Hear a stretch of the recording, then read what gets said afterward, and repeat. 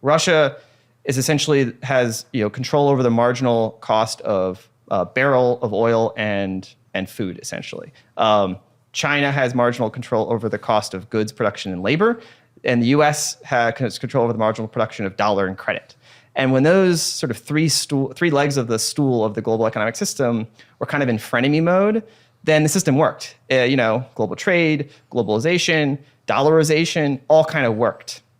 And now we're sort of seeing those core elements of the power system not just become like disaligned, but like rupture radically. Yeah. And that's where like the events of the past 2 weeks have sort of a strategic, like we can't go backwards. This is now a disjunctive rupture in the global system, and we're still trying to figure out what the consequences of those are going to be.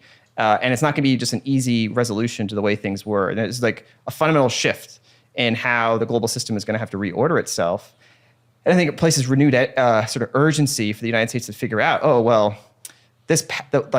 the power we held in that system, the control over the marginal cost of dollar credit, was an extremely, it's like if you compare to the other two, was like the dominant power. It allowed us to price those things. It allowed us to control the demand for those things, so you can essentially control the marginal price of those things.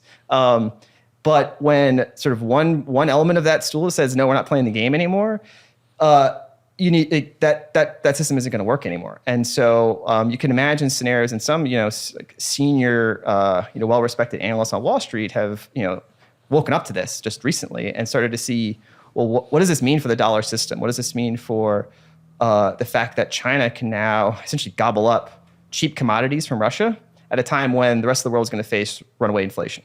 So we're going to face $150 barrel oil or something like that or more, and food riots because wheat and phosphate and other critical commodity exports are going to be severely constrained.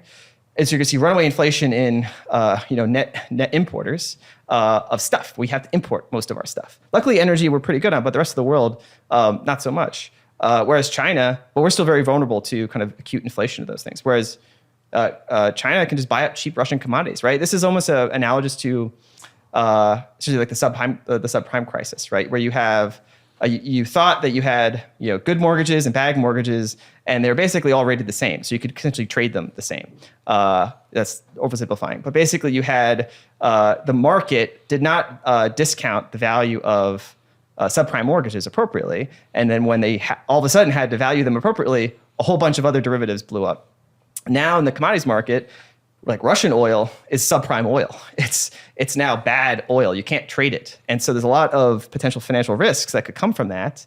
But what it also means is now, essentially China can buy up distressed assets. And in this case, they're core commodities, food, oil, other kind of critical inputs. And China, has a voracious appetite for those things. And as look at it from a strategic perspective, Russia may be, really bogging themselves down in Ukraine. Hard to say how that's going to play out, but it doesn't seem to be like it's going to result in a net win for the Russian economy. So net, they're going to be weaker and more reliant on China.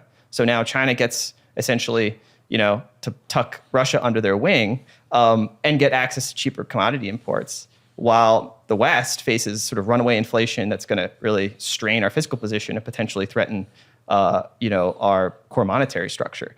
So I think that's what I worry about in the near term, is just what happened in the past 2 weeks took these sort of long-standing trends of a rising China and kind of this Eurasian alignment of power that eventually was going to challenge sort of the global order, and then brought everything to a head. And then when you have a crisis like this, you make strategic decisions on a weekend, right? It's like just like the Lehman Brothers, crisis happens on a Friday and then bailouts on a Sunday. You had an invasion on like a Wednesday or Thursday, and you had, Central Bank of Russia being sanctioned on like a Sunday. And that was like an unprecedented strategic decision that they made very quickly, which, I'm sure you could argue in history books about the merits of that, but that's a strategic decision that you made very quickly, and that you probably could not have conceived of the sort of second and third order consequences. And that's what we're going to be seeing in the next few weeks and months, is what are the second and third order consequences to the global system, the global order, as these sort of cascading effects unfold.